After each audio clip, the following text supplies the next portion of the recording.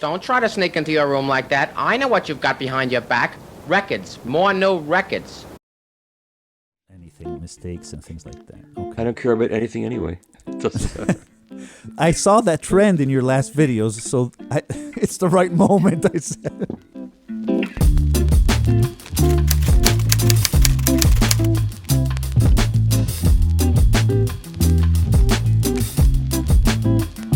Hello, everyone. Welcome back to Ana Dialogue, the dialogue on analog music reproduction.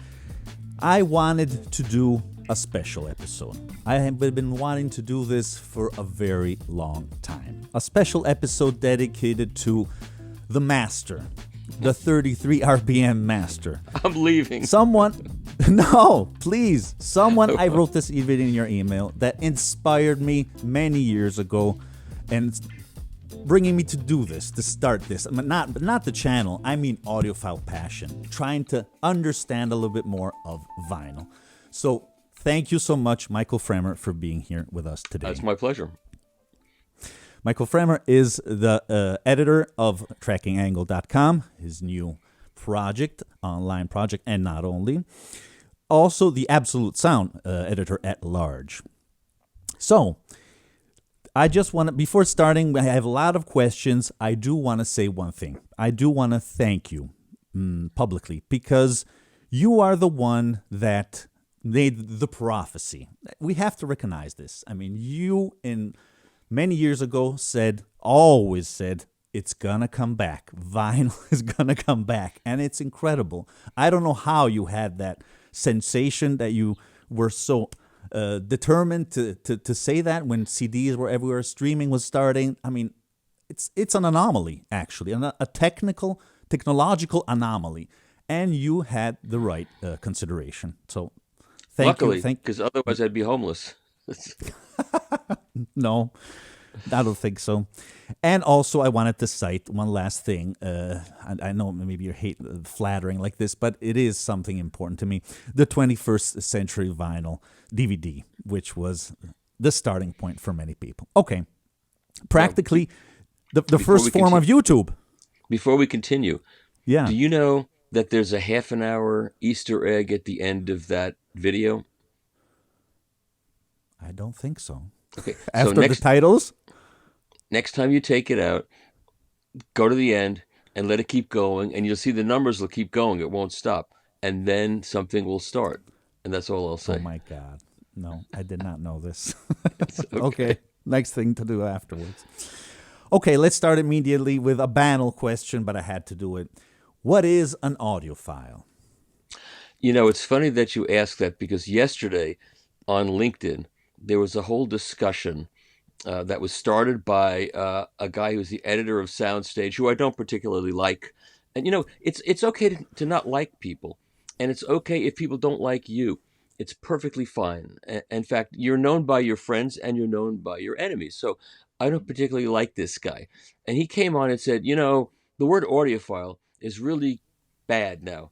Audiophiles, these are people who put themselves into a very bad position because the industry is making too expensive products and nobody buys them. And he went into this whole thing about audiophiles. People think audiophiles are a bunch of old people, weird old people. And it was just the most annoying thing because he's just repeating a prejudice about audiophiles spoken by people who don't like audiophiles. And that's fine.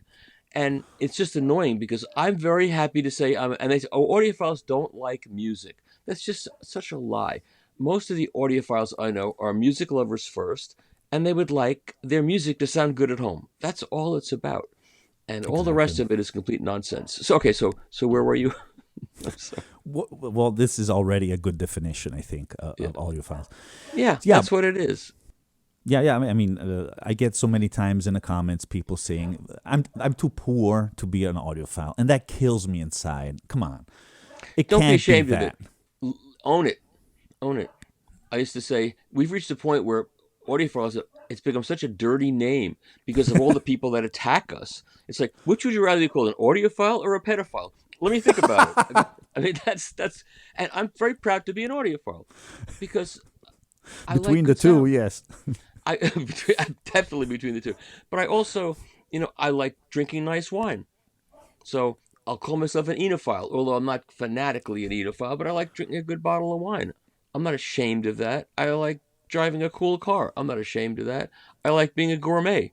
Oh, gourmets are snobs, they no. If you appreciate good things, it's fine. Even if you can't afford them, it's fine. So own it or Agree get there. out. That's what I'd say. Okay, more technical stuff. Okay, so I know you've answered on these questions here and there, but it's nice to have them all together, as I wrote you in the email. It's something useful, I think, for the community, for the future, hopefully.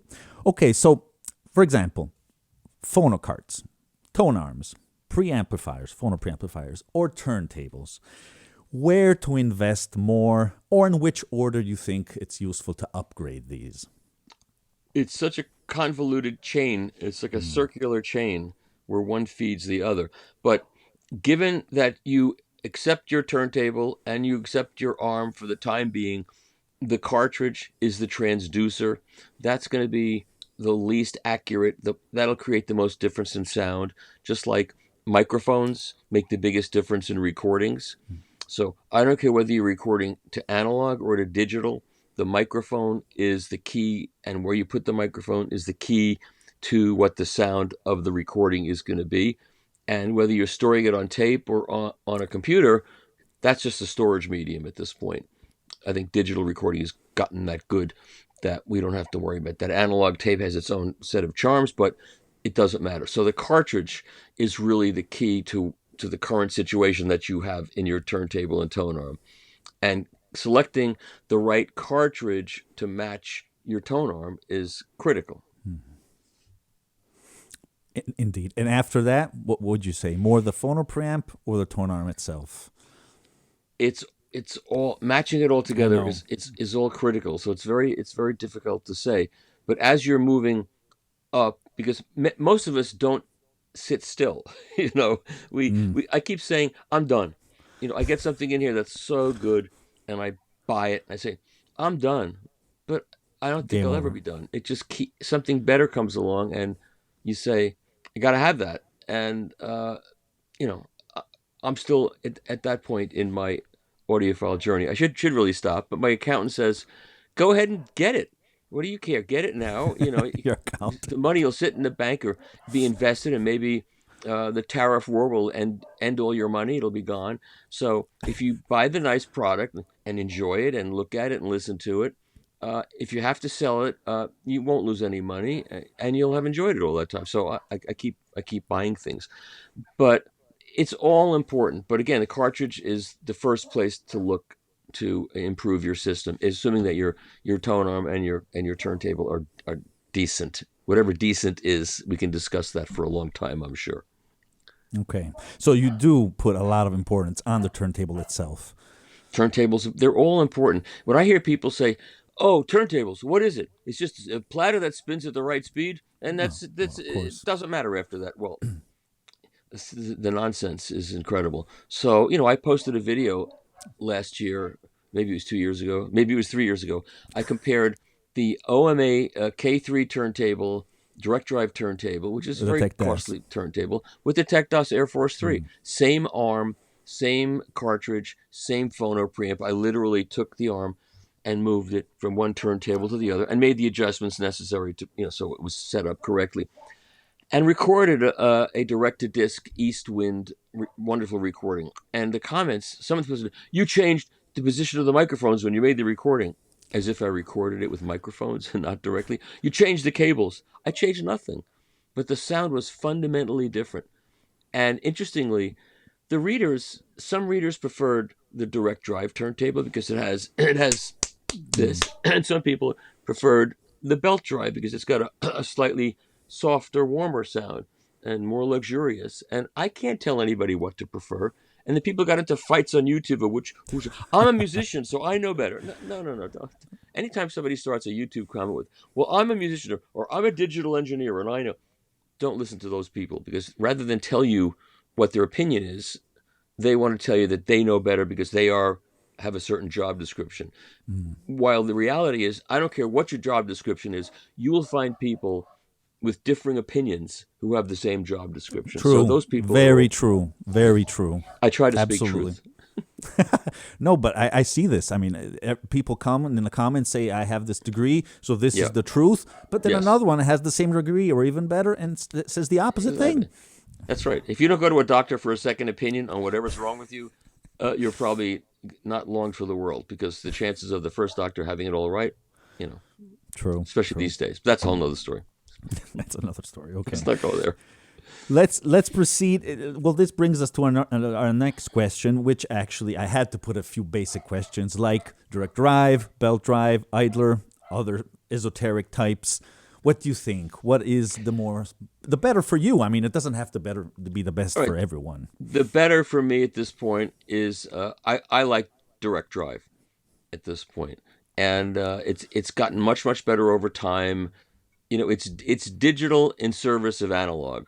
So the digital motor drives have gotten so much more sophisticated and can do so much more to clear up issues of motor cogging and noise. And, there's nothing worse than having a cogging motor directly under your platter. What belt drives were great at for decades and decades is providing a filter to the cogging of the motor by having the belt separated from the platter.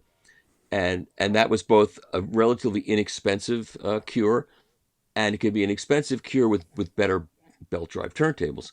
But today, with digital technology, like Technics has devised some incredible Yes. digital pulse width modulation systems to drive the motor without cogging. And so the newest generation of SL turntables from Technics are incredibly great and not that expensive. And people who say, well, I like the original ones better because they're heavier, or they're made in Japan, where some of these newer ones are made in Malaysia. I don't care where they're made. And the weight is not the most critical aspect. It's the drive that's the most critical aspect. And some of these new Technics direct drives sound incredibly good. Yes. And I have had 2 direct drive turntables in a row, and I have one now. And I'm reviewing a wonderful belt drive turntable from Acoustical Systems, which is a German company, and it's the A Stellar, which is a wonderful sounding turntable. It's a fundamentally different sound than my turntable. And if I sit people down here and compare them, some people like one, some people like the other. I couldn't tell anybody what to buy. People say, what should I buy? I say, I'll tell you who to marry, okay? Would you do that? No. Or they say, I've measured these things, and, the turntables, it's ridiculous that you like turntables. The measurements are, I said, is that how you judge things? Because measurements don't tell you everything. We've not learned to measure everything. There's plenty more things we don't know how to measure. But if measurements are how you make your decisions in life, I suppose you said to yourself, I'm going to marry a 34, 22, 34. And that's the end of it? That's where you start and stop? Come on, get real. Okay. No, I agree. I mean, I had one of those. Okay, Technics, now I'm and going to it be was canceled incredible. for my sexist comments. No, but okay. no, come on, no. It was just an example. Okay, tone arms. Straight, curved, long, short, pivoted, tangential. All right. Can I get up for 1 second and get a picture, get an illustration Sure. to show you? I'm Please going to do do. that. Okay. 1 second. I'll be right back after this word from our sponsor. Let's talk about different types of tone arms. So I've owned a number of tangential tracking tone arms. So I owned the original Eminent Technology, which you maybe you're old enough to remember that. Probably not. But I think so. all right. So I owned one of those, and that's one where the bearing is stationary, and the rail, this whole big long rail, moves in a stationary Yeah. bearing. And that's not a great idea, because you're moving this enormous horizontal mass, and so the tail is wagging the dog. It could be made to work, and the guy that designed it made it to work by using a spring-mounted counterweight and a whole bunch of other things. It worked. And then there are new ones now that it's like a hovercraft. The bearing is stationary, and the hovercraft floats over air holes. Most of those arms are doing this across the surface of the record. So Yeah. in our world, it looks great. But in that world, it's really describing a series of mini arcs all across the surface. And I don't see the value of that. But more to the point, more recently, research done by my friend J.R. Boyclair at Wally Tools. So I'm going to show you Aha. this picture. You see this picture? So this is a cantilever. This is a stylus inserted into the cantilever. This angle is 82 degrees. This is a line contact stylus. So there are 2 points that are contacting the groove, and those are at either end of the stylus. Theoretically, the stylus should be inserted into the cantilever perpendicular to the cantilever at a right angle. And then when you set up your cartridge, you set it up so that the cantilever is parallel to the hash mark lines on your setup disc, whatever you're using, and you get tangential tracking at the 2 null points. And with a tangential tracking arm, you get tangential tracking all across the arm, theoretically. But very few cartridges are manufactured where the angle is 90 degrees. Very Yes. few.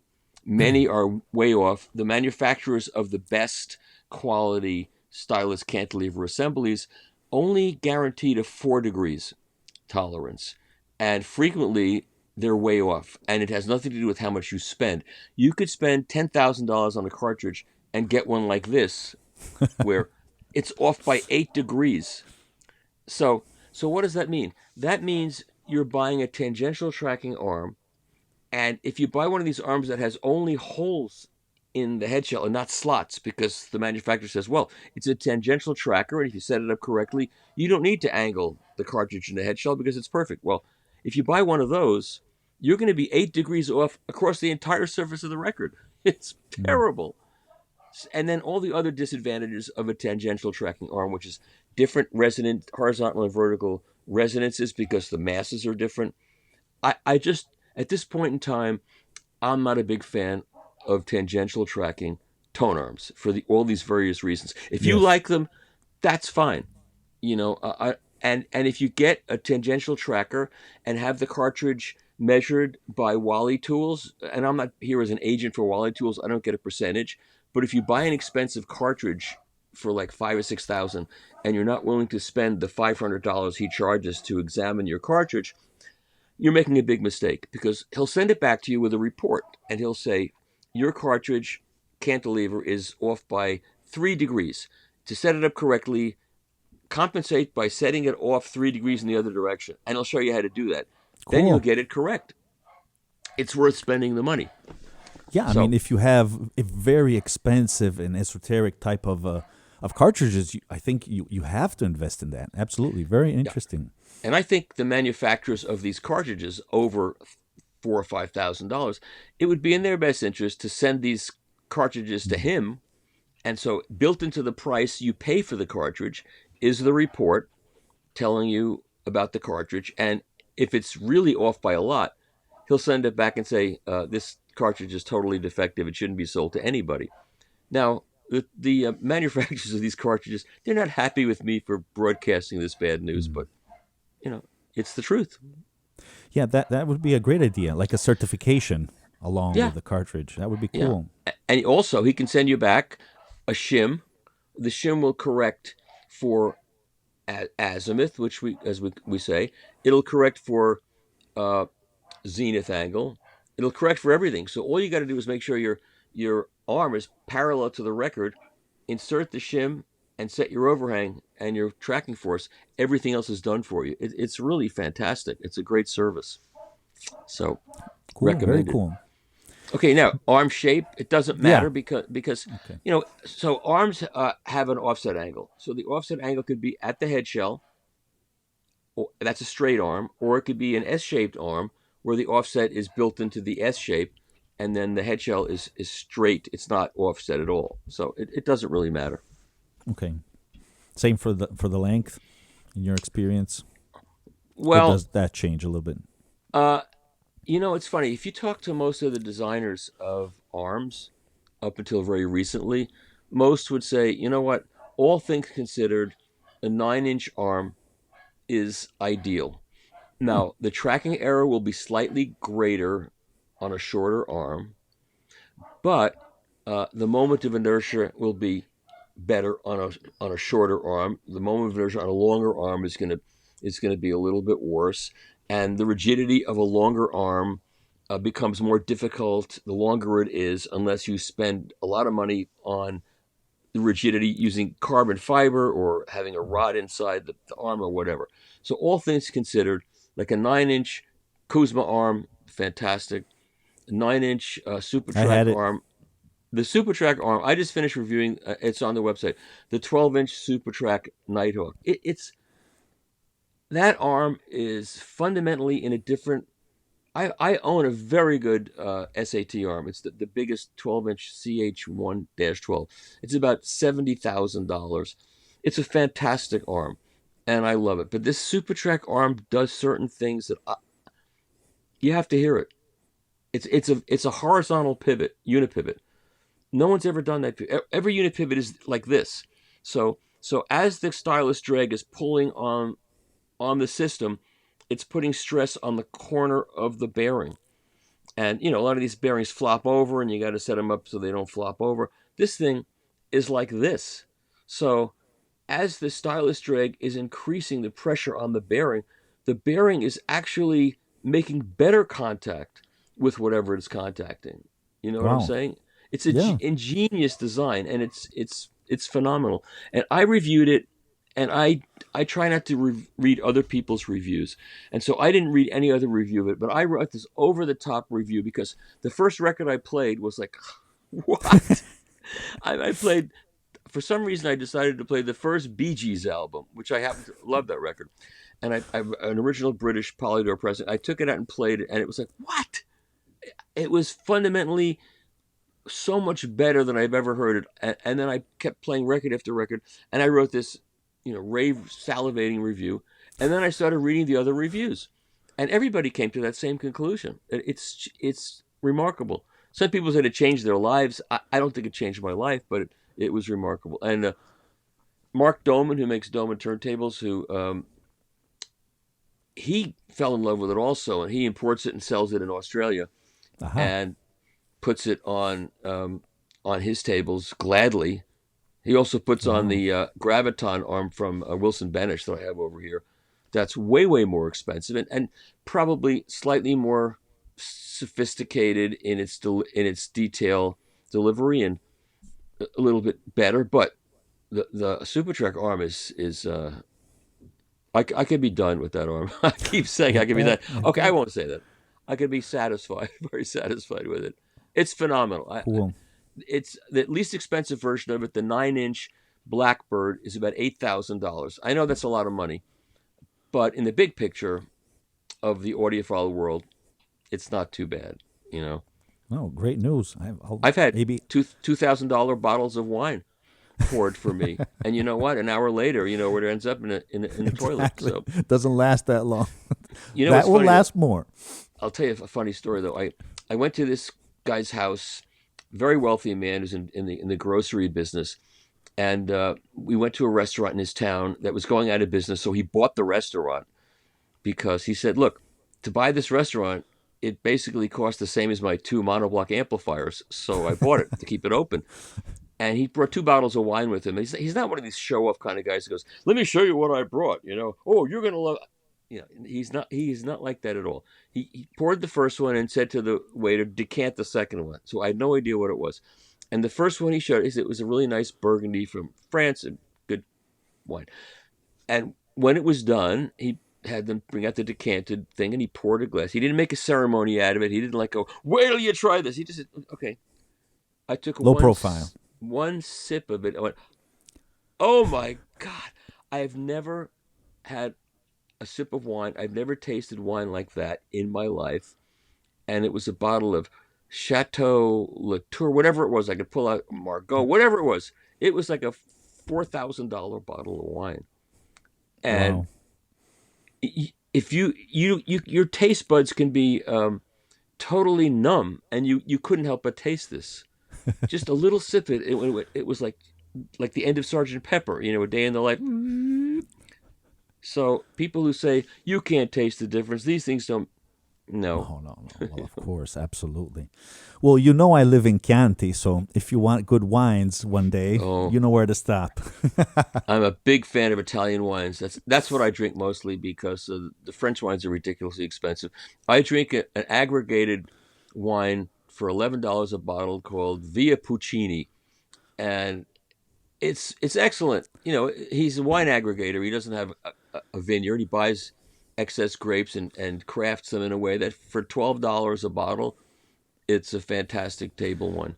Now, Well, when I now they're want going to be the new tariffs, to, so it's fine. The tariffs are great. We're all going to be rich. We're going to make money. Don't worry.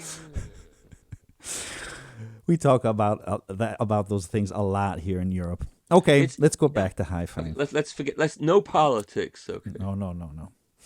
Okay, so we were talking about SRA, VTA, azimuth.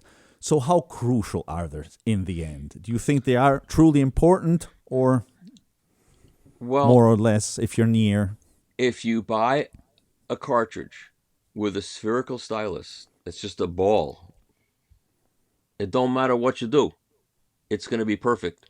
No matter how you rotate that ball, nothing's going to change. So, people who like that, they go, look, I put the cartridge in and it sounds great. I don't want to mess with this other stuff. It will sound great. It will sound better than a sophisticated stylus that's improperly set up. Hmm. But you will not be getting all the detail out of the groove. You just won't. So you're missing a lot of information. So yeah, all of these other factors matter. So tracking force is critical. Vertical tracking angle is critical. Stylus rake angle, which is similar but not the same, is critical. They're all critical. And azimuth is Perfect. critical too. If you want to maximize channel separation and channel balance, you got to get that angle correct too. And you cannot do it correctly by looking at it. You can't put a mirror on the platter No, no, surface and adjust the azimuth so the cantilever is perpendicular no, to no, the no. Of platter. course. That looks good in our world, but in the world where it's happening, it could be off considerably depending upon how the stylus is inserted. Notice I'm using the most sophisticated audiovisual tools to whether the stylus is inserted into the cantilever at an angle, whether the motor is inserted into the body of the cartridge at an angle. All these things will affect the azimuth, Mm. and that will affect your separation, and that will affect the size of width of your soundstage, and all of what is the spatial aspect of playing back a record. Vertical tracking angle. Uh, there's a standard in the industry of about 23 degrees, and so if the cartridge manufacturer does this, Mm. it's certainly going to track well because it's digging right into the groove. Yeah. It's going to, but not all the way. On one end of the vertical modulation, it'll be digging right in, and then when it comes up, it'll be jumping up, and then it'll be doing that. So it's very important to get the vertical tracking angle correct, and that's going to be affected by the height of the arm. And then the stylus rake angle is related to that and has to do with how the stylus is sitting in the cantilever. So they're related. So which is more important? I've always taught people that the stylus rake angle is more important because that's where the rubber meets the road, so to speak. It's where the action's happening. But my friend J.R. Boykler has proven to me that the vertical tracking angle is critical as well. They're both critical. So what he recommends, and I think he's right, is you get the vertical tracking angle correct, and that with most cartridges, that would be with the arm parallel to the record surface. So get that parallel, and then that'll get your vertical tracking angle correct. And then put a shim at the head shell to set your stylus rake angle. So nothing's changing here, Yeah. but you're changing here. And he makes these resin, very, very high quality shims that will not affect the sound quality. It won't be, it's not soft and it will not resonate. And by doing it at the head shell, you can preserve your VTA and properly set your SRA. It's a pain in the neck because you have to try a variety of different wedges to get the right one. But if you care about any of this, you want to get that correct anyway. So Cool. Cool. Great info there. A lot of times we just skip maybe sometimes on some of these, but they are fundamental, I guess. Okay, so in general, what would you say are the most critical aspects in setting up in a turntable in all its parts? Is there something a little more sensitive? Maybe it's this one. Well, the other part that I didn't mention was that now that Jr. Who's definitely on the charts, OCD on the charts. I mean, he's looking at different test records. So you buy a test record, and it's got like the left channel modulated, and then only the right channel modulated, and you use that to set up your azimuth, maybe using a digital oscilloscope or a phosgometer or whatever. So he's measuring these different test records and finding that when they insert the cutting stylus into the chuck of the Neumann, cutter head or whatever cutter head it is, they're not always doing that so good either. So all these test records that are supposed to be, 45 and 45 according to the Westrex standard, they're all slightly different. So again, the bottom line is no matter what you do and how careful you are in your setup, which I think you should try to be as careful as possible, it's going to be different for every record you play, unless it's from the same cutter head, unless it's from the same lathe, unless it's from the same, anyway. Nevertheless, it always sounds great. It sounds better when you set it up correct. Yeah, when you set it up course. correctly, it will. Everybody knows if they do it correctly, it's going to sound better on the majority of their records. So, job number one is making sure your turntable is level. And, I've seen so many setup things online where a guy will say, I'll show you how to set up a turntable. There's so much misinformation online because there are people doing this that 10 years ago they were plucking chickens, and now all of a sudden they're vinyl experts. They don't mention leveling the turntable first. That's critical. Because if you don't do that, all your setting, like anti-skating, is going to be totally off. So level It's your all turntable. connected. Yeah. Anti-skating is one of the most critical things that you can set up for two reasons. First of all, skating is going to cause the stylus to sit in the groove if you don't correct for it and ride the inner groove all the way in, which you don't want. And too much anti-skating force is going to have it riding the outer groove all the way. So it affects both the sound quality, record wear, and stylus wear. And then on top of that, a cartridge has an elastomer damper in the middle of it. The cantilever is going through an elastomer. This is looking vaguely obscene, but I'm talking about a cartridge, a cantilever. I hope so. That's what I'm talking about. So there's an elastomer in there, and so the elastomer is made to function being equal pressure on either side of it. Okay. If it gets squeezed on one side by skating or anti-skating, that's going to affect the sound quality tremendously. It's going to affect the compliance. The compliance is going to be different on either side of that line. So it's really critical to get the skating force exactly correctly. And so that's why when I review turntables, I use the Wally Skater, which is this device. And I sound like a shill for Wally tools, but I'm not a shill for Wally tools. Don't worry. If it's money. good. However, Mark Doman definitely pays me for this, so I'm just showing. No, he doesn't pay me. So getting the skating force is correct is really critical. So when I review a turntable, I use the Wally Skater, which shows me how the manufacturer's suggested setting for anti-skating comports with the actual results I get from the Wally Skater. And so I find that the project turntables are correct. So if you get a project turntable and it says if you're tracking at 2 grams, set the little nylon thing on the second. It's accurate. Thing. It's accurate. It's relatively accurate. And so that's why when I report those things, I want readers to know that they can rely upon the manufacturers having gotten those things correctly. Cool. Thank you. Yeah, anti-skating critical, absolutely. And it's all parts of it are critical, and when you we should get it check right, that maybe every once in a while. Yes, check think? everything. Check everything.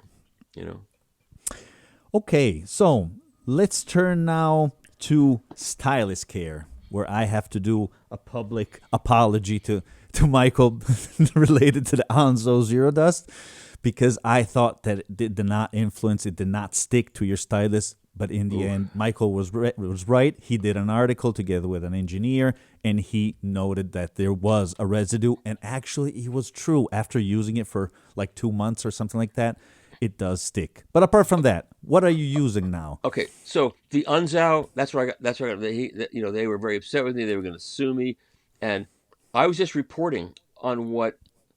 That's another thing Jr. found in his research, and he showed it. And over time, what was discovered was that the Unzao is fine up until a certain point. After Mm. about a year, it starts to the molecules start to cross link, and it can leave this hard to remove residue on the stylus. So it's not an Aha. expensive product. It's maybe $50. So every year spend $50 to replace it if that's how you want to clean your stylus. There are many good stylus cleaning solutions and many good brushes that you can use to clean your stylus. But I clean the stylus after every record. It's not that difficult, and it's worth doing. And I use a liquid that has been certified not to dissolve the bond on Ortofon Mm. cartridges because their styluses are mostly bonded. Uh, and there's a few new ones on the market that I'm looking at right now that I'll be talking about. But yeah, Okay. it's important. And I go visit people, and they go, "Yeah, I think I need a new stylus. It's not sounding so good." And I take a magnifying glass and I look at. You can't even see the stylus. Not only is it covered in goo, but it's hardened because there's a lot of heat Mm. generated as the stylus goes through the record. True. So True. people handle their records like this. Like I'll pick up this Alice Cooper record, which I don't, not a big fan. It's fine. I don't like it, but they do this, and they pick up their records like this.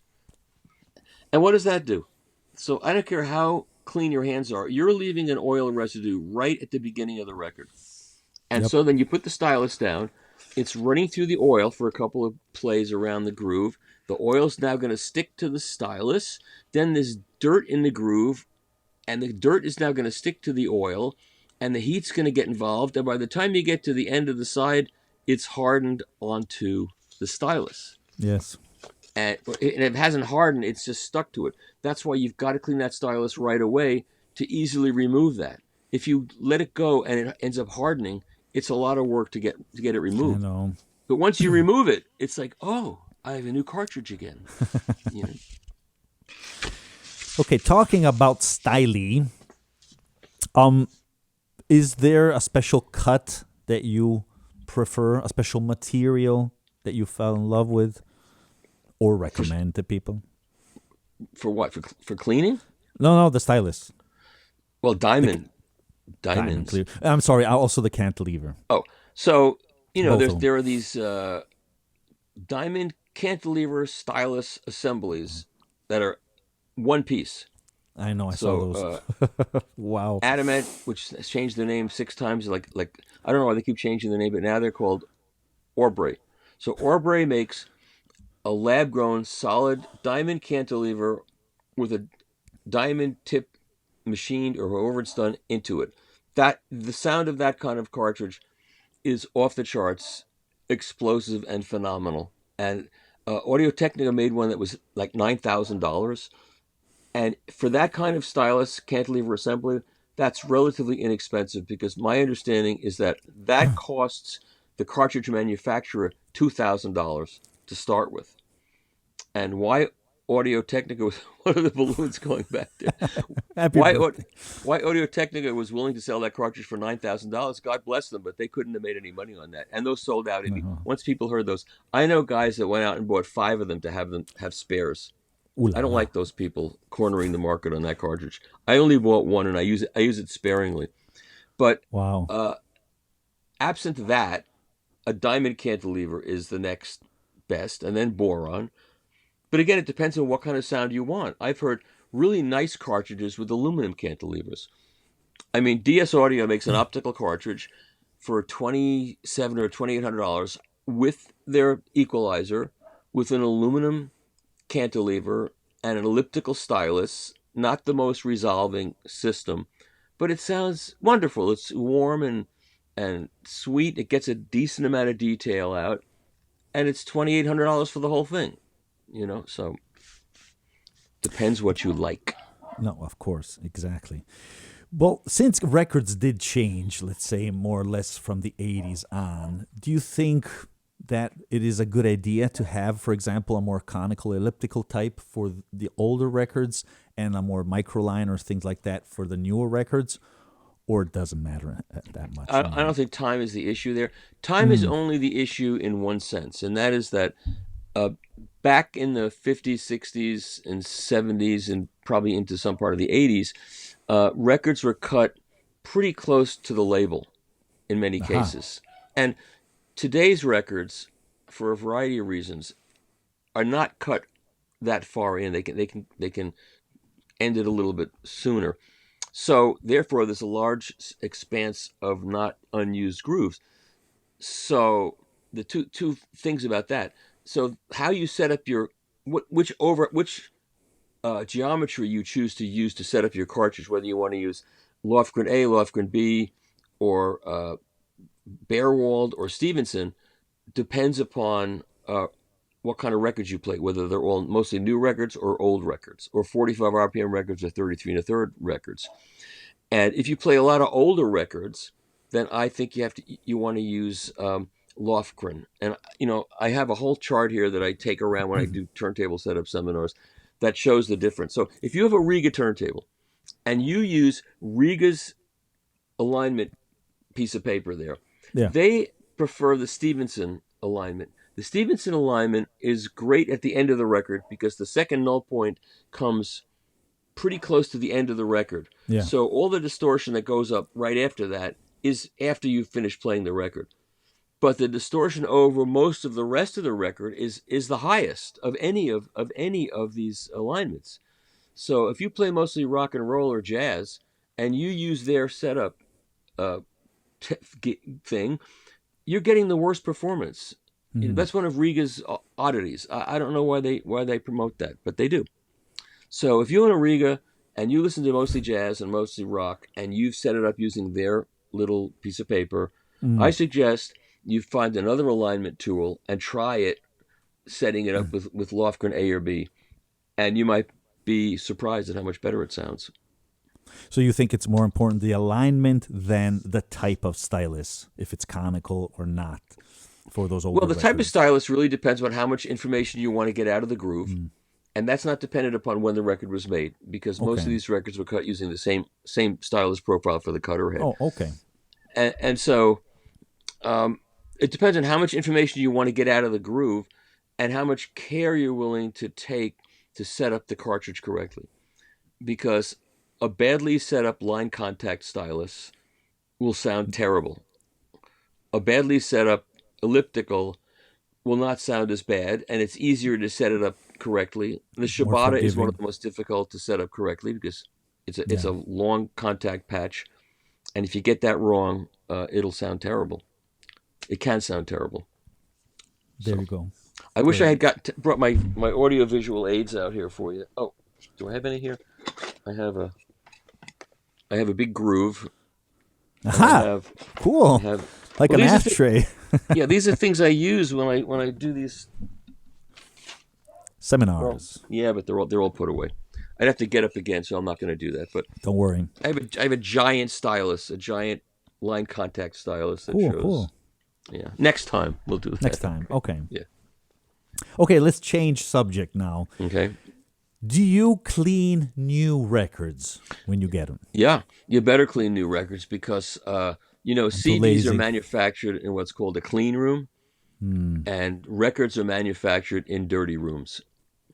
They just are. They're not clean rooms, and when they come off the press, most of them, except for a few places, Palace has a system where the record comes off the press and it immediately goes into a sleeve, and so it's pretty Aha. clean. But most are sitting in a stack outside in a room, and then when they get put into the sleeves, they're left in another dirty room, and one at a time they're being put into a sleeve, and they're dirty, and you really should clean them before you play them. I'm too lazy. But And then there's also the issue of I don't want to bring this. Well, what the heck? Charles Kermis, who's got the Kermis method, he's convinced that the formulas of PVC. The pellets that make records are not pure PVC. They have been they're formulated using different chemicals to make it easier for the record to be removed from the press, so they don't stick to the press, and so they don't warp, and so the vinyl spreads smoothly while it's being pressed. And in the heat process of stamping that record, some of those chemicals come out of suspension and end up on the surface of the record. You don't see it, but it's there. And he claims by using his process of record cleaning, which involves a chemical and multiple passes through a vat of cavitated water, you can remove that chemical and make it sound even better. That's going a little bit too far in my world because I'm in this to play records and enjoy music. I use that process on old records that I've cleaned for decades, and over time what ends up happening is layers of cleaning fluids harden onto the records, especially if you just like dry them with a fan. You're drying some of that material onto the record. And so I've taken some old records that I was saying, I think this record is just worn out. I played it like my original British Beatle albums I love those. There's nothing like those original British Parlophone Beatle albums. Nothing touches those as far as I'm concerned. And my original records are starting to sound like fading off into the distance, And I thought, well, I've played them for 50 or 60 years. They're wearing out. The people that say records wear out are correct. So then, Charles gave me his vat to try, and I said, I'm going to clean my white album. So you put it in the vat, you put it in water with a little bit of alcohol, you cavitate it, then you spray this material on it, and you put a goat's hair brush, and you turn it, you give a circular motion, and all this goo starts coming out of the record. It's this white goo. Now, the white is not the goo. The white is something in the chemical formulation of his liquid that allows you to see the goo that's coming out, which is basically colorless.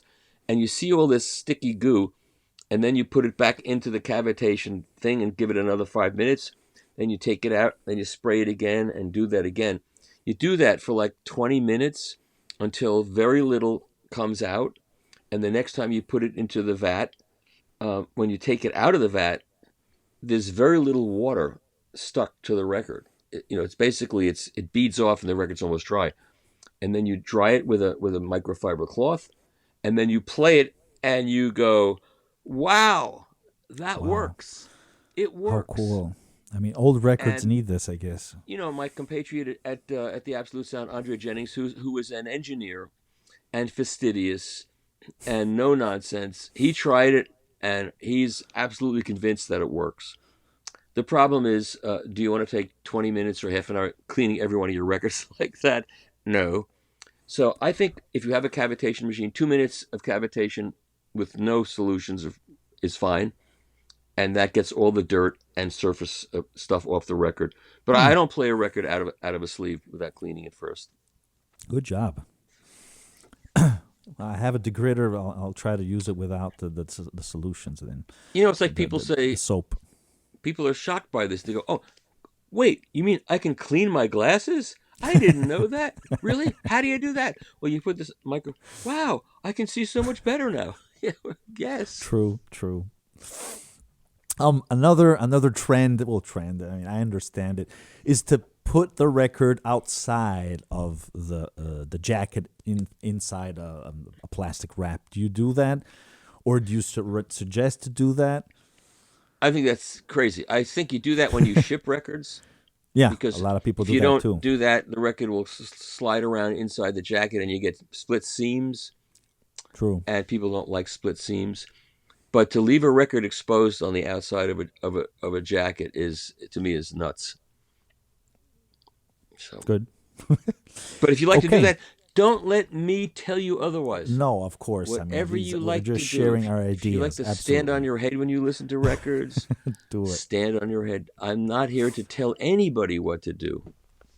Okay. Actually, we're taking a long time here to answer these questions, but this is so much info. Thank you so much. Okay, colors. Black, colored, And talking about materials, also PET, since we're even injection molding is coming along. Yes. Does it Okay, make a so- difference? What do you think about this So- topic? Have you ever used one of the Furotech record demagnetizers? No, but I know what they are, yeah. As you know, records are not magnetic. They can't be. They're plastic. However, black records are made black by carbon black. That's what makes records black, because they're actually, the material is transparent. Furotech came out with a record demagnetizer, which sounds like the stupidest idea. So I got one to review a number of years ago, and my friend Ken Kessler, who some of you know, he speaks good Italian now, actually, and I'm very jealous of him having learned how to speak Italian. And so Ken happened to be visiting from England when I got this thing in, and we both were laughing at it. Oh, let's demagnetize a record.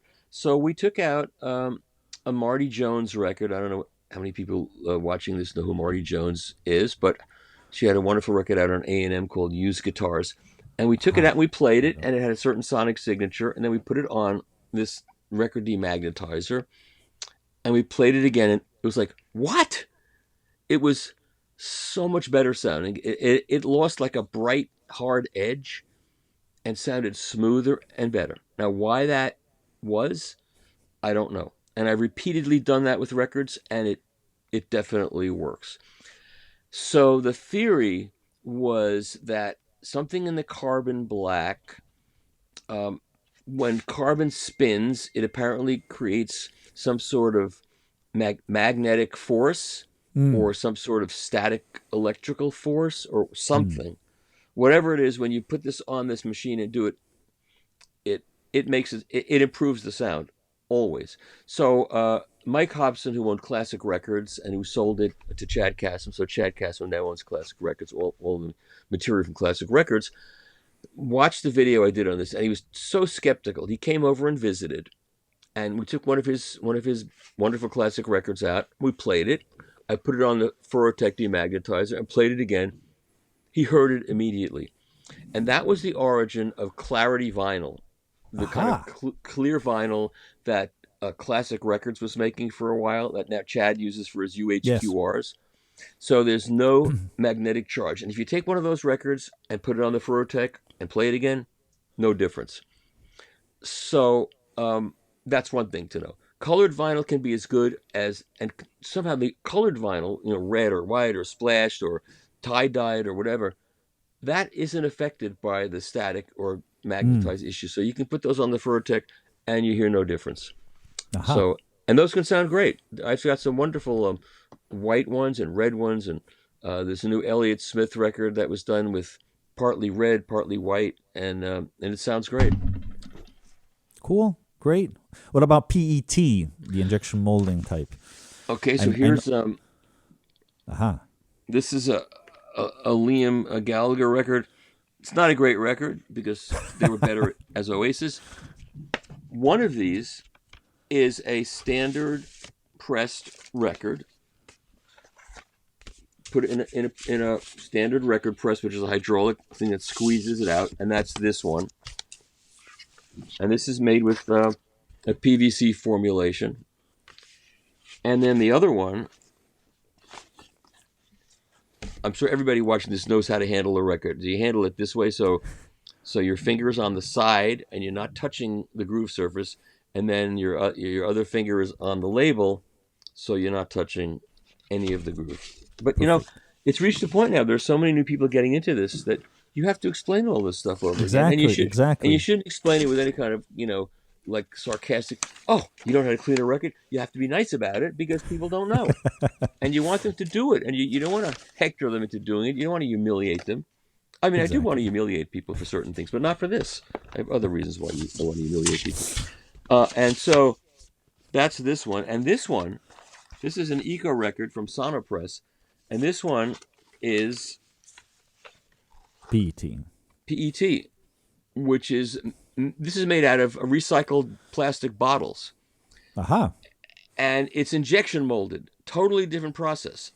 So, when you press a record on a hydraulic press, and it's finished, it comes out and it's got all this flash around it, which is like the squeezed plastic that's beyond where the record is. And a razor blade comes around and cleans that off. These records get injection molded, so the liquid PET gets squeezed into a mold, and the record comes out looking like this. Yeah. There's no waste, and it's ecologically friendly. It takes a lot less temperature, a lot less. There's no big steam boiler, melting. It's a much more cleaner process.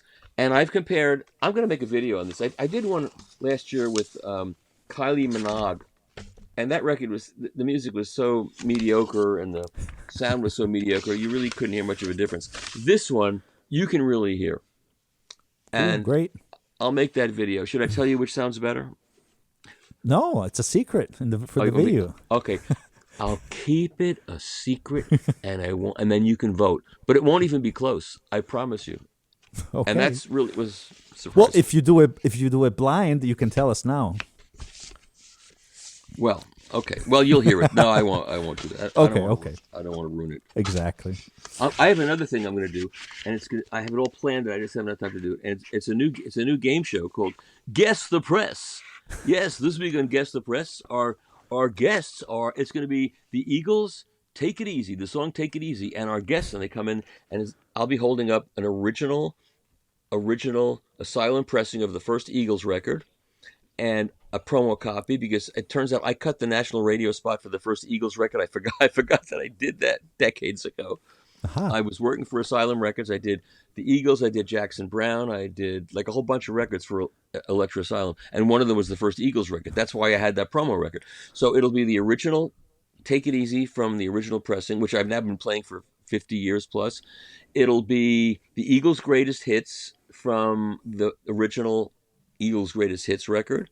It'll be the DCC Compact Classics Eagles' greatest hits record. Uh-huh. It'll be the Mobile Fidelity Double 45 one-step version. And then it'll be a box set that Bob Ludwig mastered from digital files. Same track. And you'll hear all of them. And I will show the same video. It'll only be one record. But all the files will be different. And then people will have to vote on which they like best. And guess the press. And decide which is the original pressing and which is which of the five. And then I'll let it go for a week or so, and then I'll do another video and say which was which. Great. And I'll do that hopefully every week with a different record, and it'll be interesting. Every week. Great. We're waiting for that. Okay, another typical problem, we could say issue related to vinyl, all the matter regarding the weight. From 120 grams above. Clearly, I have my opinion on all this, but we want to know what you think. I mean, does it make a difference? Is it useful? Okay. Does it matter in the end? The first thing is, I have some Dynaflex records from the 70s that are so thin. Very thin, yes. Flop over. And they sound phenomenal. And I have some thick records that are 180 gram that don't sound good at all. So there is one advantage of a heavier record. And that is when you play a record, the stylus is going through that groove. It creates a tremendous amount of energy, and the energy is concentrated. It's I don't know what the exact number is, but it's like hundreds or thousands of pounds per square inch. Fortunately, you're not putting a square inch down there. You're putting a tiny little stylus, but it's vibrating and it's creating this huge wave of energy. It's like a tsunami going through the record, and it's going to be going through the grooves and then coming back the other direction. And it's going to be doing this as you play the record. And that's going to get into the stylus, and it's going to fog up the sound, and no doubt. And so a thicker record will do a better job of absorbing those waves. On the other hand, if you use a good mat, that will tend to damp the record, so you'll get less of that. And then if you put a weight on top on the spindle, you damp it even further.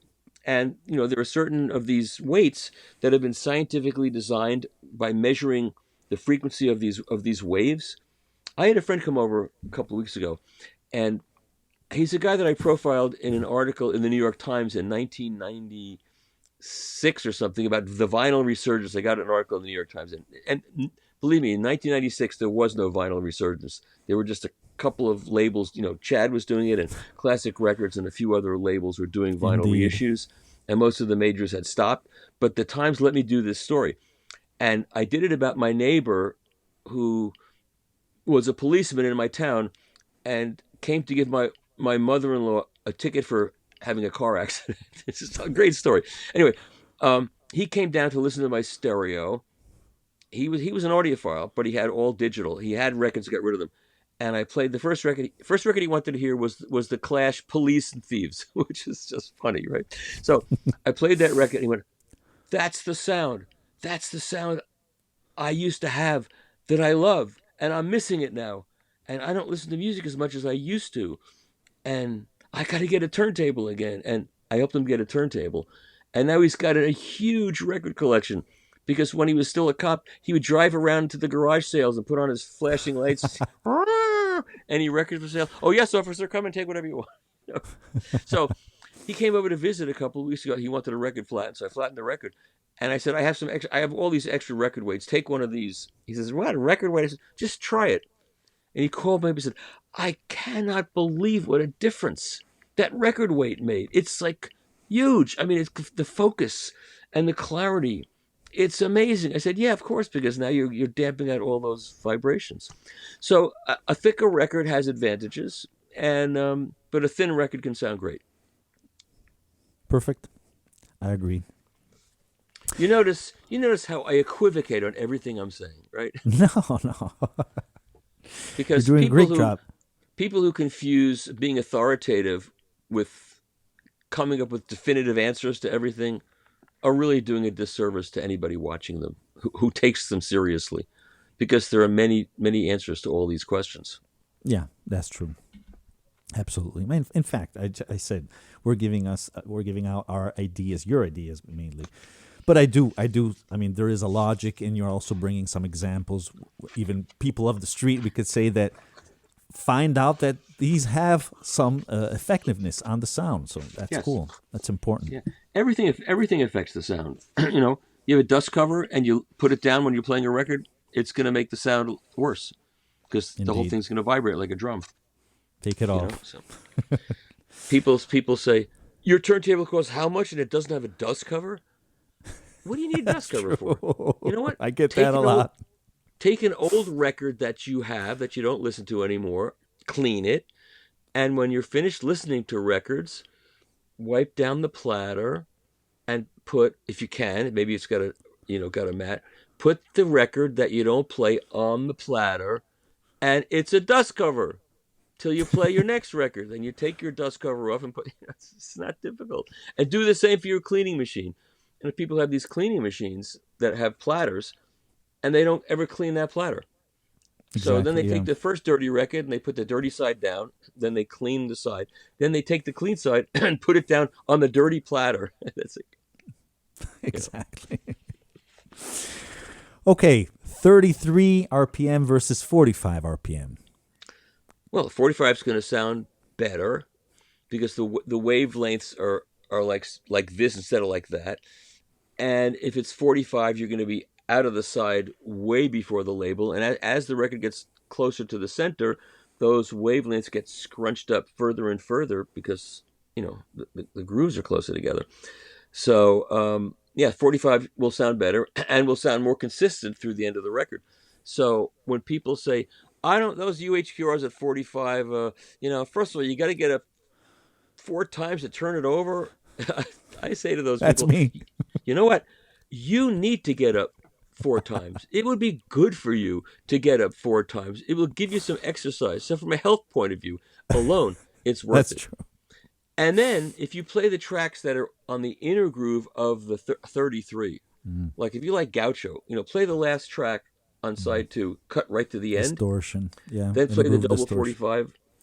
Now, when you play the record continuously through, you don't notice it. It shouldn't distort, but the high frequencies kind of get rolled off a little bit. Not a lot, but a little bit. You don't notice it as you're listening. Just like when you watch yourself in the mirror, you don't notice that you're aging. But take a picture from 20 years ago, it's like, yeah, that's what happens. So the 45 is going to definitely sound better on those last couple of tracks on all four sides because you're not going to the center of the record. I'm a lazy guy, but I see the point. So it's not just a matter of dynamics, but also the inner groove distortion. That's true. Yeah. Okay. Don't be lazy, okay? Don't be lazy, okay? I won't. Dedicated mono setup. Worth it or not? If you have a mono switch on your preamp or on your phono preamp, you can get 60 to 70% of what a mono cartridge will get you, but not all of it. Because by putting it in mono, you're canceling out all the vertical modulations that create the rumble and the noise that are not in the groove, but are actually being created by the cartridge. Yes. So if you have the ability to have a separate mono cartridge, then yeah, why not? But in my world, I believe in tone arm rigidity, so I'm not really in favor of head shells where you change the head shell and it's got a collet and you lock it in. I think that creates more, and also it creates an electrical discontinuity right there. I'm not sure that's worth the sacrifice.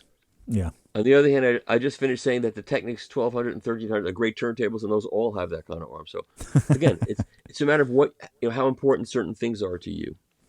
So Absolutely. Okay. So, this is a more of a difficult, maybe too broad question, but audiophile releases versus the normal releases, like for example, Wax Time or these things that are coming out. Okay. Well, Wax Time and Doxy and all those labels, those are all cut from CDs.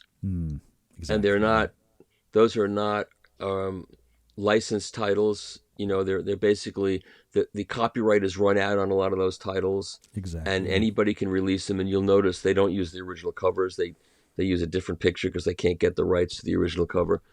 And they can't use like the Living Stereo logo because that's still copyrighted. They can't use a lot of stuff. Those are just CDs. And if you think spending $15 is getting you a better thing than spending like $50 on the real thing, I don't know what to tell you. At that point, you might as well just stream them or listen to CDs. But I'm doing the Making Vinyl event in the Netherlands in September, and I'm doing a panel on what are the big issues facing the record business today, and what are the danger signs. And one of the danger signs is you go to a record store and you thumb through the bins, and you can be in a bin of Bob Dylan, and there's an $18 Bob Dylan, and the same title is a $22 Bob Dylan, and the same title is a $40 Bob Dylan, and the same title is a $50 Bob Dylan. And there's nothing there explaining to you what the differences are. So True. a customer picks the 18. I don't need to spend that kind of money. I'll buy the $18 Bob Dylan. But you're getting usually a CD transferred to a record. So there's that. Perfect. And what about instead test pressings and acetates, which is something I know you have in big numbers? Yeah, I've got a huge number of tests. I'm a lucky guy, right? So believe me, I'm a lucky guy. On the other hand, I have so many. It's like the Midas touch. There was a time when there were no new records, and now there's so much, and I get sent so much, and I can't I can't possibly review all the records that get sent to me, and then I get guilty. I look at this. I promised to play that record, and it's 6 months now, and I never played it, and it's not a good feeling. It really isn't. The test pressings, they're called test pressings for a reason. They're tests, and not every record passes the test. So you may spend extra money and get a test pressing, and it may not be very good. But some of them sound great because they're like... Also, the first record of the day pressed on a press is not the best sounding record. It could be the worst for the day. What ends up happening is that they turn the press on in the morning, assuming they ever turn it off, and they start pressing. And the record's coming out, they're not even usable. They don't look good, and so they throw them away. And they throw them away until all of a sudden the temperature's right, everything's right, and they get a good record. And that's when they start saving them. So... test records, some are great and some aren't. They're cool things to have, but are they the best? Some are, and some aren't. What was the other thing you asked about? The Oh, acetates. acetates. All right, so acetates. So an acetate is basically a lacquer, but it's a 12-inch lacquer. A lacquer being cut to make a record is a big 16-inch thing that has to be plated and processed and then cut away to make a stamper. An acetate is like in the old days before they were digital. To know what you were getting, they would make an acetate, and the producer would take the acetate home and listen to it, and then pass judgment and say, okay, make that into a record. So I have lots of acetates, and it's funny. There are some people. I got into a fight with someone whose name I won't mention, who said a couple of plays and they're shot. Not true. They live longer than you might think. They're good for. I have an acetate of Tommy by the Who at 45 RPM, acetate of One Side of Tommy, that was cut for me in 2006, and it's mind-blowingly great. It is. I have a digital file of it that I saved right away because I was afraid it wouldn't last. But it's lasted all these years, and I take it with me to shows. People say, "Why do you do that?" I said, "What am I saving it for? It's sitting here. What am I saving it for?" It's saying, "Look, I have an acetate of Tommy." Well, I do that a little bit because it's really cool. But I bring it to shows to play it for people so they can hear it, and it's like, I know. Well, I and know. they I hold up pretty suppose. well. The only problem is they get moldy if you're not careful. Aha. And then you have to, and they get white and moldy. Then you have to take acetone, a paint thinner, and very carefully get rid of the mold. I've got an acetate of Night in Tunisia by Art Blakey, the Blue Note. It's phenomenal, and I take that to shows. It's amazing. So, Are the ERC releases the same? I mean, those are 100% acetates, right? no, those are just regular records. With regular records? Those are Oh, regular records okay. pressed in limited. Do I have Oh, one right okay. here? I can show you. Oh, Then maybe I have one right here. maybe it was someone else that released acetates. I don't remember now. Yeah. So okay. So there are a couple of companies doing acetates, but Yeah. this is an ERC, Okay. Okay. and it's a regular record. Um, there's a guy called Supersense. He's got a store in Vienna, and, uh, and it's an analog store. He's the guy that reinvented Polaroid film, Aha. and he's got a couple of lathes, and he's got tape machines, and he licenses titles from Universal Music. They make him a copy of the tape, and so he has a copy of the master tape, and he cuts a lacquer. I have some of those I can show you, and he sells them, and they sound really good, and they should last. I don't play them every day, but they should last for a considerable period of time if you don't let them get moldy and you don't play them Yeah. too often. They will wear out if you play them too much. But look, the Tommy, for some reason, whatever it is, whether it was the formulation of the lacquer, it's mind-bogglingly great. Oh, So, cool. Okay, passing to pressing plants. Which are the best in your opinion now? okay, how many enemies do I want to make? It's funny. It's funny because when I go to hi-fi shows and I meet all the manufacturers, I can hear them. I can hear them saying, "Why don't you own my amplifier? Why don't you own my turntable?" They don't say that to me, but I can see it. Why don't? It's like I can't. I can only own one. Okay, don't do that to me. There are some great pressing plants and some okay pressing plants, but more than the pressing plant is the big controversy. Is well, it's not. It's in the world today we live in. It's not a real controversy. Okay, there's much bigger controversies. But what kind of press is the best press? So there are some people that swear by the old Southern machine tool presses that RTI uses and Fidelity Press uses. These are big, giant hydraulic presses, and they slam down, boom. And then there are the newer presses Yeah. that are made by in Scandinavia, the Tool X Alpha. That's now Phoenix Alpha, and those are more compact looking, easier to use, more consistent in some ways, and those things have a different sound quality. And you can listen to records that have been pressed on both and decide what you like better. Do I want to get further into that, Meyer? Or No, no. no. QRP, Chad Kassem's pressing plant, very good pressing plant. RTI, one of the standard bearers of great pressed records. Even though you go to RTI, it's open on both sides to the outside world. The wind blows through, the dust blows through in Camarillo, California. It's a pretty dusty place. It's just open. There's no doors on it, and they press great records. But again, you better clean those records before you play them. Exactly. Because they're dusty. Record industry in the Netherlands, former Sony pressing plant, they press very good records. In fact, the ERCs that they charge a lot of money for are pressed there on one particular press that's been tweaked out to really be great. Cool. And there are, GZ Media takes a lot of flack for not pressing good records. They can press very good records. They can also press some bad records, but everybody has a bad day. Everybody can press bad records. Of course. I like Fidelity and Paramount Records is now the one in Colorado is pressing good records. There's a lot of good presses, and GZ Media presses good records. I visited there. I visited most of these pressing plants. Sony of all people has a great pressing plant in Japan. It presses some of the quietest, best records that you can get. So. What about the past? That was the next question. The older pressing plants. What are those 2 or 3 that we have to look out for when we're buying an original? The Monarch pressing plant is legendary. That was in California. Rockaway in New Jersey.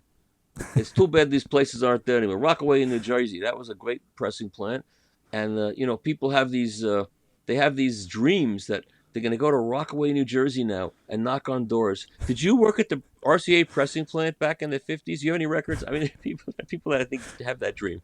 I feel sorry for them, but there was a good pressing plant. Columbia had a good one in Terre Haute. There was a good one in Santa Rosa, California. That Columbia had. These are like legendary places. Yeah, there was a specialty record. This is specialty records in Pennsylvania, Scranton, Pennsylvania. I went there in the 90s. I went there with Greg Calby, the famous mastering engineer, and Craig Street, who was a record producer, produced a lot of great records. We went there to look around. They had all the presses there, still pressing records, but it was getting to the end, and they had converted one side of the place to CD pressing. And the guy said to us, all these presses, within 2 years, we're scrapping them all, and it's going to be DVD production. And I said, don't do that, please. If you have to take the presses out of service, please just put them away someplace. This place there's lots of empty land around here. I'll pay for it. Get a storage space. Put them away, because vinyl is going to make a big comeback. And the guy looked at me like, you're crazy. Get away. And all those presses, and specialty pressed great records, all those presses were scrapped. It's just so sad. Exactly. But that's what happened. Okay, we are at number 20. Tell me if you want to stop, okay? Okay, I can't do it much more. Help me, water. No, we can go a little bit longer. AAA or bust? That's an interesting question. So the record I put out, which sold out, so I'm not promoting because I'm not pressing anymore either.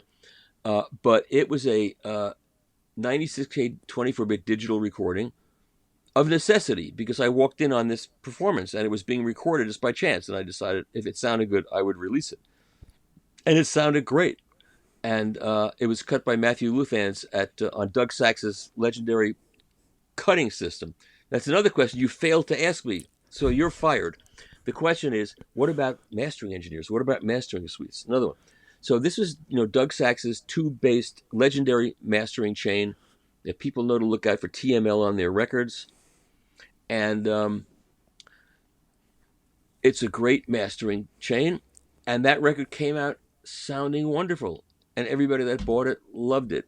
And it doesn't matter that it's a digital recording or an analog recording. It sounds great. The Rolling Stones put out a record recorded all analog. It sounds like junk. So there's, all different things are involved. This Mastering is key. this is a new Deutsche Grammophon record. She is one of my writers reviewed this and put in cap, A New Star is Born. She's a phenomenal violinist. And it's solo violins. It's a very well pressed record, solo violin. I streamed it at high resolution for weeks and weeks, and then I got the record. And for whatever reason, it's distortion. I don't care. This sounds so much more like a real violin in the room. It's incredible. It's a double record, and she's very, very good. So at this point in time, digital recordings are really good. No, well, of course. But if you listen to some of the new all analog recordings that are coming out, that Analog Tone Factory is doing, or that Kevin Gray is recording in his own little Hackensack West studio, there's a certain quality to those things that are phenomenal. They're fantastic. Yes. And they're prizes, and they're worth having, and they're worth buying now, because we don't know how long this is gonna go on. We're in the golden age right now of incredible things. Exactly. And like Chad says, buy now or regret later, man. Okay. Or cry later, yes. Cry later, whatever he says. But this, if you might want to, as a test case, maybe some of you don't stream, you like to stream. Streaming's great. It is. I tried. And then you say, this is a digital recording. Why would I buy the record? You should just buy, if you like classical, buy this one or this one. This is another amazing one. First of all, she looks a lot better in a big picture. The more you see of her, the better. Yuzha Wang. And that sounds that's a starting point there. Yeah, that's also a play on words that sounds vaguely gross, but she's quite beautiful. And this record, she does Shostakovich Piano Concerto No. 1. Piano is difficult to record. Piano is difficult to put on a record. But this record is phenomenal. And this was engineered by Sean Murphy, who's one of the great recording engineers of the day. He recorded the Glory soundtrack and a lot of great sounding soundtracks for James Horner and for other great film composers. And I interviewed him in the 90s. And he's got a turntable. He loves vinyl. And this record, recorded at Boston Symphony Hall, phenomenal on vinyl, even though it's a digital recording. Because at this point in time, it's gotten so good, and the engineers who are using it know how to use it properly. So it's a storage medium. Use the right microphones, and whatever it is that vinyl does to a signal. And look, we know, to me, vinyl's like another plug-in. People hate when I say that because a plug-in's a digital thing. But look at it this way. What comes into the microphone very rarely is what you want to put out. It's got to be manipulated one way or another. You cannot put a symphony orchestra into two microphones and you're done with it. So if you can take the recording and digital recording and put it through the plug-in of a cutting lathe properly done, and what comes out sounds better than what went in, that's all that matters to me. Well, you like the distortion. Fine. It's all distortion. No recording sounds real. Every recording starts out as a microphone, and microphones are all distorting devices. They're all terrible, no matter how good they are. They're not great. So if you can get a final product on a record that sounds more magical and more lifelike and more wonderful than the file that was used to make it, fine. Also, if the D to A converter at the mastering studio is better than what you've got at home, there's a good chance that record could sound better than what you hear at home decoding a file at home. There's all kinds of variables involved in that. Yes, absolutely. So I would say to skeptics who have turntables and say, I only buy AAA, try one of these. And, if you don't like classical music, then don't try one of these, because you're not going to like it anyway. But both of these, I recommend both of these. And let me say that Deutsche Grammophon does not advertise on my website. And believe me, I am so pissed off at Deutsche Grammophon because I have two great writers that have covered all these Deutsche Grammophon records and all of these original sound series. You know that series? Yeah. Those are all analog, and those are phenomenal. Those are amazing sounding vintage recordings from the 70s that were originally supposed to be quadraphonic, Yeah, the SACDs four or track. right. And so they mixed them to two channels cutting. This woman Sydney Myers does the cutting, and Rainer Mallet does the pre-production and does all. They're phenomenal records. There's one I wish I had it here. It's right over there. I can't get it, but it's pictures at an exhibit. No, it's Lieutenant Keija Suite. Lieutenant Keija Suite, which is a wonderful piece of music. Even if you don't like classical music, you'd like that. It's spectacular recording, all analog, and they're great. And I promote these records, and they admit that my website made this whole series. I bet. It cost me this much to pay the writers, and in exchange for all that I've done for them, I get that much. It's really annoying. But I will not stop covering this stuff because it's great stuff. Okay, great points. I'm sorry to express my bitterness. No. But I'm really pissed off, frankly. That's a title, Michael Fremer Unfiltered. So we want unfiltered. This. I am unfiltered. Yeah. Go. And Tracking Angle was originally a print magazine. Do you know that? No, I didn't. See, you didn't know that. I've got 16 issues of this print magazine, and it's beautiful, full color. Well, it started out as a small little pamphlet. By the end, it was a full color, glossy, beautiful magazine. And I'm going to do a video on it because I realize that this is the 90s. People are like grown up when I did that. They weren't born when I started it, and they're adults now, and that's scary enough. But I did this magazine, and it's 16 issues of it at full color glossy. We had photos from Jim Marshall. He gave us these beautiful photos to use and great stories. And I interviewed, Bruce Botnick, the Doors. We did a whole Doors thing. This is from the 90s.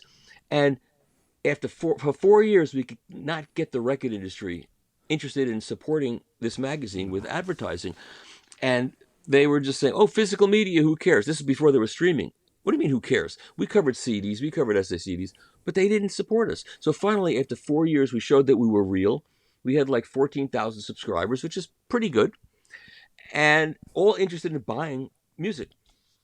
And finally, all the people that my ad people were talking to at the record industry were saying, okay, you've been around 4 years. Starting in the 5th year, we're going to support you because we see that you're important. Great. And what happened just before that? The whole record industry dissolved and consolidated, and Universal Music bought A&M and Polygram and Geffen, and all these labels got sucked up into these two majors, BMG, Sony BMG and Universal Music.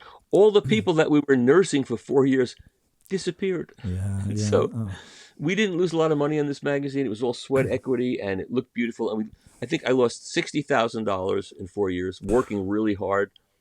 But I'm damn proud of what I did, and it was worth it.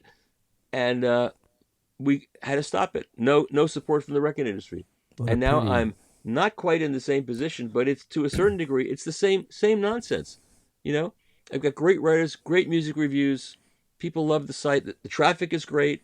It's it's way bigger than what the magazine was, way bigger. Oh, well, of and course. these people won't support it. It's like, what is this stupid? But what can you do? That Fremer's a whiner. Yeah. Listen up. Whatever. Okay, so what is, passing to another question, your favorite reissue series? Oh, I don't have a favorite. And I don't like to make lists. I don't make lists. There's a lot of great reissues out there. Now, this is more than you can. There's the Tone Poets series, which are great. And I buy a lot of those. And then, there's the controversy over original Blue Notes versus the Tone Poet series. And the people that love the original ones go, those Tone Poets don't sound like what Rudy wanted. No, that's wrong. That's just wrong. Probably better.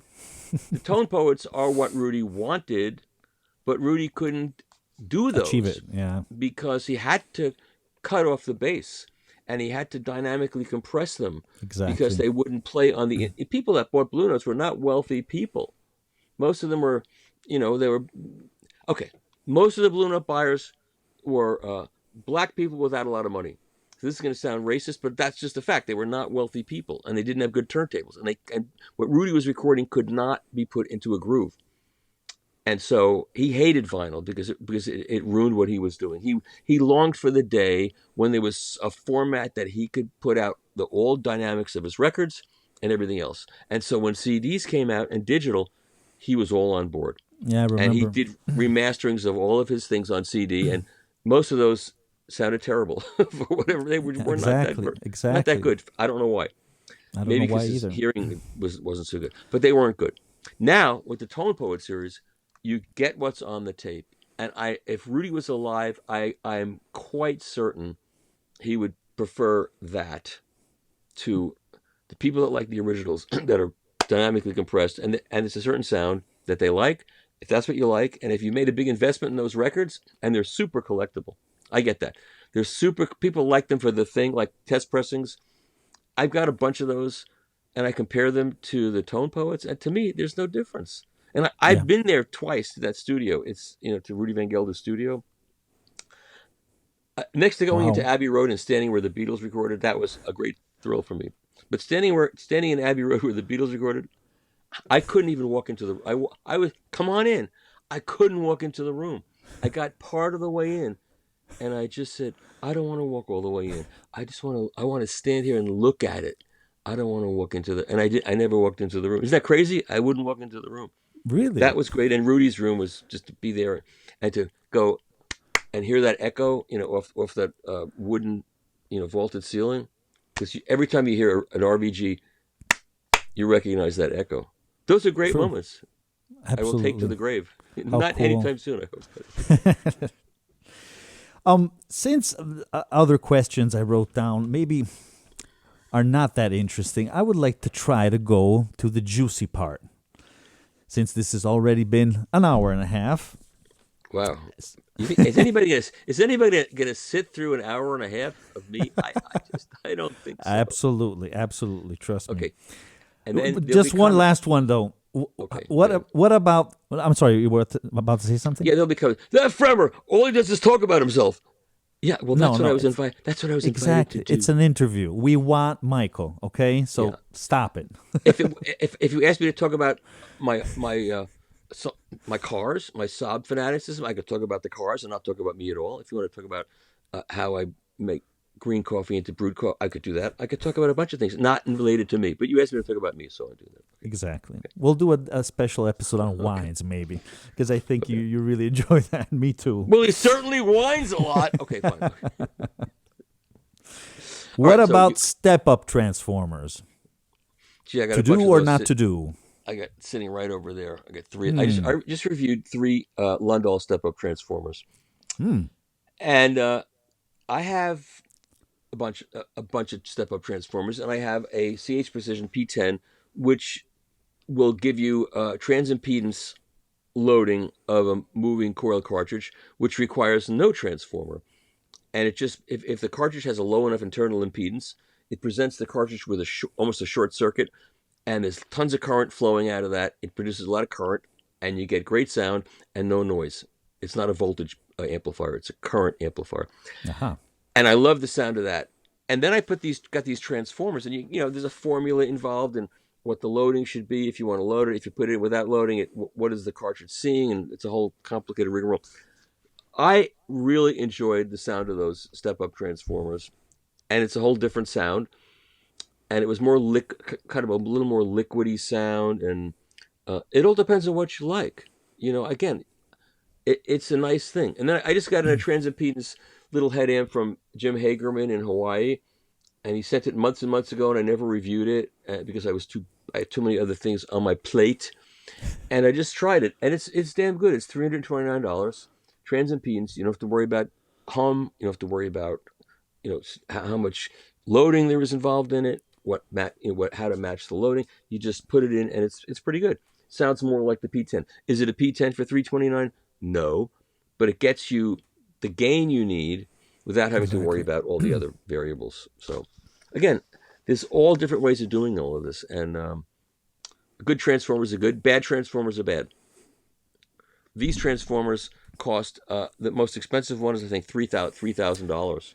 So it's Yeah, not they're very inexpensive. expensive. No, no, Yeah, absolutely. for $329 you can get I have a friend who called me. He read my review of the Ortofon X40 cartridge, which is $1,200, and those moving coil cartridges are a real big step up for Ortofon from their Quintet series, which to me Yeah. was like the Quintet series was like, okay, it's like a 2M series, but it's moving coil. But it just these are they really went out of their way to make something spectacular.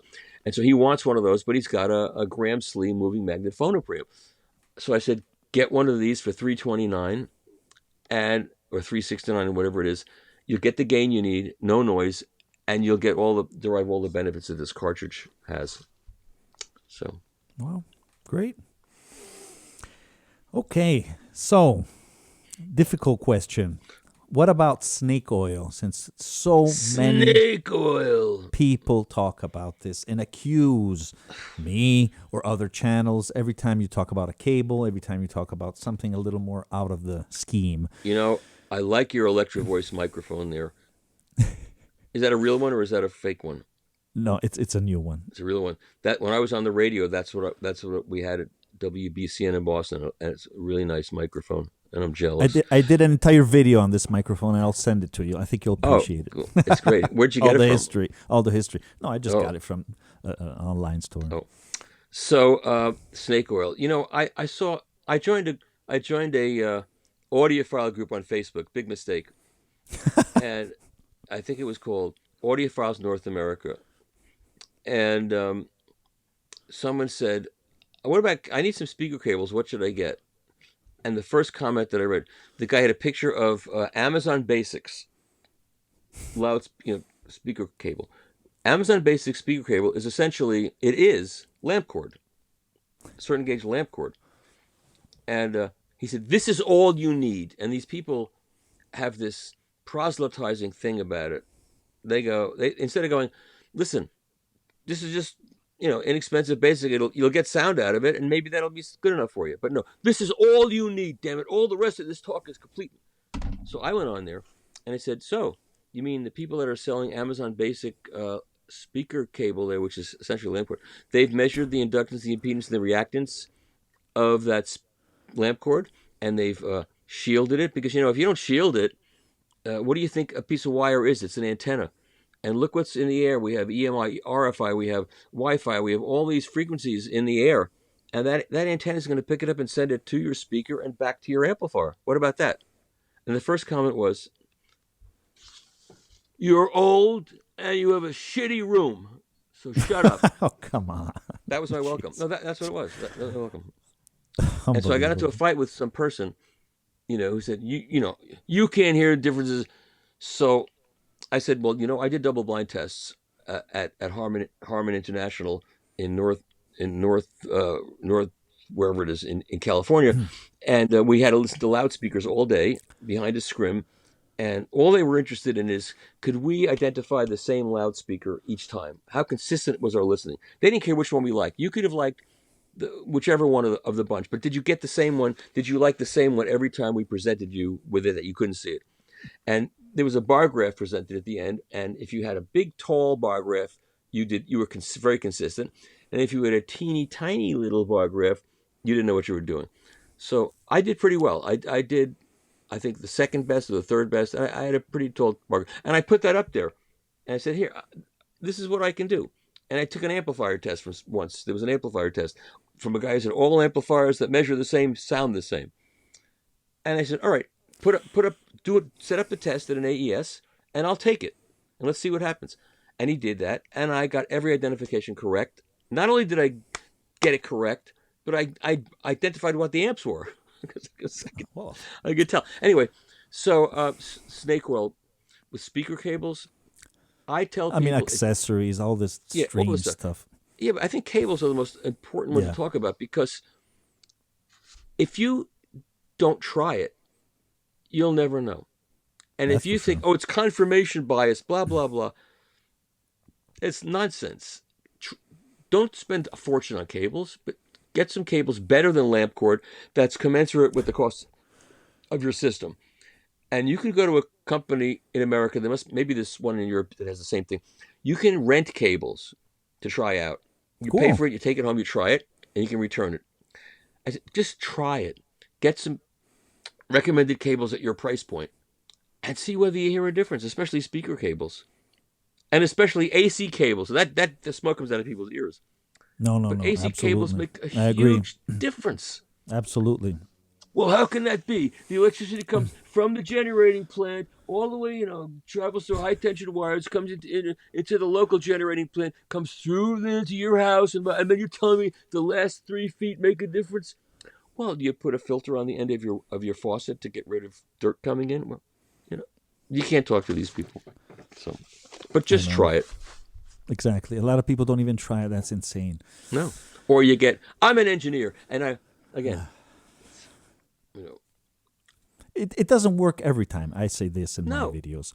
Not no. every time. It's not automatic. Otherwise, we wouldn't be debating on it. But sometimes, several times, it does make a difference. Absolutely. Cables. Yeah, I think they make a big, and they can be formulated. The cable designers that know what they're doing can adjust all these different factors, just like crossover networks, just like speakers. They can adjust all the different factors to make a speaker sound a certain way. And the same is true of cable. Cable sounds. There's no doubt in my mind the cable sounds. It depends on how you want it to sound. You can increase the capacitance. You're going to roll off the high frequency. If you don't think the high frequencies roll off when you increase the capacitance, Yeah. what are you talking about? No. That's that's scientifically proven. Absolutely. Okay. Okay. So let's try to get some tips on used records. Okay. What should we look out for mainly? Like the condition, I don't know. Bring a flashlight. Aha. Because Yeah. most of the used record stores have lighting set up in just such a way that you can't really see what's going on. So you look at the True. record and, wow, that looks great. Then you get it home or take it out of the store if you bought it and take it out in the light and it's ruined. Yeah. That So happened to me bring a a lot light of and times. look at it. If you're buying mono records and they're cheap because they're in bad shape, take a chance. Because mono records are amazingly robust, and especially if you have a mono switch on your phono preamp, or you have a mono cartridge, especially. And I've picked up some mono records that looked like somebody had danced on them with golf shoes with spikes, and they sound phenomenal. So that's one thing. Know what you're buying. Know to look on the intergroove area for who the mastering engineer was. Learn the signs of different pressing plants, or different mastering houses, like Artisan Sound. That was a great place in California. They did a lot of great stuff for a lot of different record labels, and those are always going to be good. You just have to arm yourself with the facts. That was the next question. The dead wax, the matrix run out. Discogs is a pretty good source. Steve Hoffman forum can be very pretentious and horrible, but it can be also okay. I mean, did you watched the video where I put up the direct drive turntable and the belt drive, right? Yeah. We talked about that before, right? Yeah. Those two files do not sound at all alike, right? You hear a big difference, and the viewers heard it also. Some of them were incredulous because they couldn't believe they actually heard a difference between turntables, because they went into it thinking that's not possible, but it's a big difference. On Steve Hoffman forum, I just happened to check it. I was looking for some research on something else, and I found it, and this guy went, I played those two files, and I didn't really hear any kind of difference. It just shows you that one turntable costs $40,000 and one costs $200,000. It shows you that the law of diminishing returns kicks in pretty early. What? You couldn't hear that? Okay, whatever. I heard it. It's not hard to hear that. He also did several other tests in the past, like for the Technics, I remember. That was interesting. Yeah. So many. You're the pioneer of these type of tests. I have to acknowledge that. Okay, so agree. There is one question. This is a personal question. I always thought about this. I'm sorry, I'm married. I had to do that too. That was my last question. No. No, is it true that it's better to buy the vinyl record next to the master tape, meaning the same country where they record it and where there is the original master tape? Or is that just a myth in the end? Again, it all depends. As a general rule, yes. As a general rule. Okay. If the tape goes to a mastering house in the country where it was originally made, yeah, it's gonna sound better. It should sound better.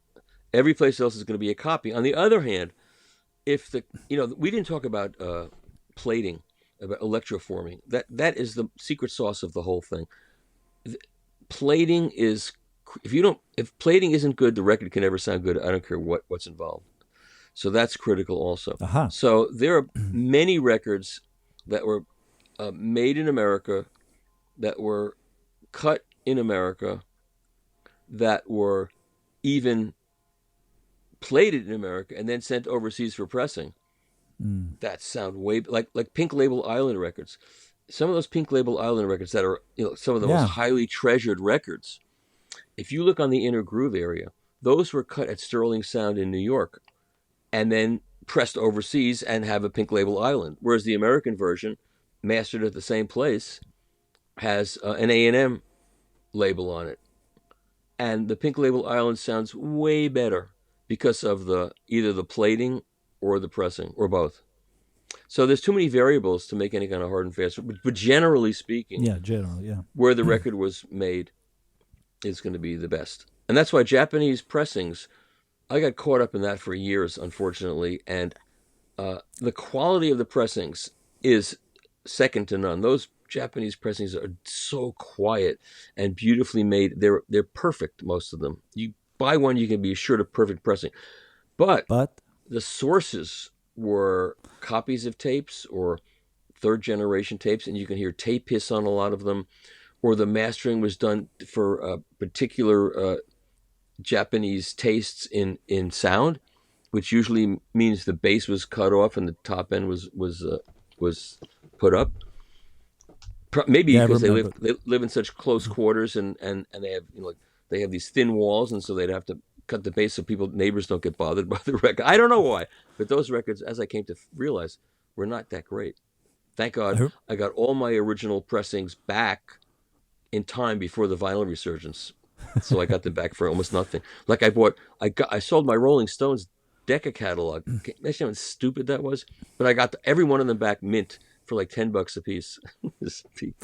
I was shocked by this because you said this clearly in other videos, and it's very fascinating because so many people thought for decades that the Japanese was always superior. And in terms of vinyl, yes, and pressing, but not the dynamics and the music itself. And the Yes. Japanese themselves don't like them anymore Yeah. that much. There are some good series. Insane. There are some good, No, like of course. the Rolling Stones King Records LAX series Ooh, are I really love King good. Records. King Records. Those Wow. are great. King Records was legendary house. So, and some of the Japanese Beatle records are also fantastic. Aha. I just wish they were more reissues of the Japanese jazz series, like Audio Lab or Three by Mice or King Records. I mean, there's so few of those. Chad did a bunch of Three Blind Mice records. I wish they would find the metal parts for a lot of the direct to disc Ooh. Japanese records. The East Wind records that were done by the ALA4, and Herbie Hancock did one. There's some really great ones. Someone told me all those metal parts still exist Really? in Japan. Wow. Yeah, someone told me they all still exist, and it's just a matter of someone licensing them, and there's a lot of that. Okay. I think I'll just ask you one last question because I don't want to be too long. You've been too long. I know. We'll do this again if you want because I have so many other questions. Maybe one day. Okay, let's see how see the response to this one. What is your final top tip for newbies, for youngsters who are approaching the analog hi-fi world? Okay, Difficult question. two major things. Spend the money first on a decent turntable. When I see people buying $30 turntables and $50 records, it kills me. It's you can get a U-turn turntable for a couple $100, or a decent Audio Technica, or a inexpensive Project. They will take care of your records and preserve your records so that as you move up in the world in your life, if you really like the vinyl thing, some people are getting into it just because it's a thing, and they will fade away and get rid of it. But I think a lot of young people getting into it, they understand the greatness of it. And, I used to sit around with Joe Harley back in the 90s, the tone poet. And as vinyl was going away, we would say to each other, "What we have to do something to try to save this. What can we do?" And both of us said, if we could only get them to hear it, if they would True. hear it and experience it and look at a record and take it out of the jacket and there are smells involved. It's just this sense of smell. I could pull out a record from 50 years ago that I haven't played in a long time, and there's a smell that's still it's there after 50 years, and all the memories come flooding back because all these senses have reactive things in our brain. I said if we can get them to see that, I think they might want it, and of course that's what's happened. So I'd say get a good turntable, learn record hygiene, learn record care, and that's the most important thing. And then your records will not wear out. And anybody who says records will wear out, they don't know. And I've got walls of records here, most of which I've owned for 50, 60 years and True. played them some of them I played over and over, and they sound better than all the digital file versions because the tapes were new when they were made. That's another thing. The tapes were new, and those records sound incredible. And maybe there's a little bit of noise on some of them. Who cares? Do you go to live shows and people say, "Oh, I like records, but classical music I can't. I can't because I pop or a click that ruins it." I said, "Oh, do you go to live concerts? Do you actually go into David Geffen Hall? It's a room full of old people, and they're all going and coughing and choking, and the guy's having a stroke, and they're pulling him. There's plenty of noise going on, but your brain is tuned into what's happening on the stage, and all that stuff disappears. So, an occasional pop and click on a record, which doesn't have to happen either for the most part. But so what? That's going to stop you from listening? Absolutely not. That's my message to young people. And remember, my generation, which is we're dying soon. So there's all kinds of great records coming on the market. So just wait, and you'll get them. What a tip. Thank you so much, Michael, for this and for your knowledge and for sharing all this experience. You bet. Greatly appreciate it. My Thank pleasure. you again. You bet. Bye-bye. Okay, bye. Ciao. Thank you so much again. Hey there, if you are enjoying my content, please consider to subscribe. It's free, and it will help the channel tremendously. Also, don't forget to explore my prior videos. There's something for everyone. Welcome to the audiophile community.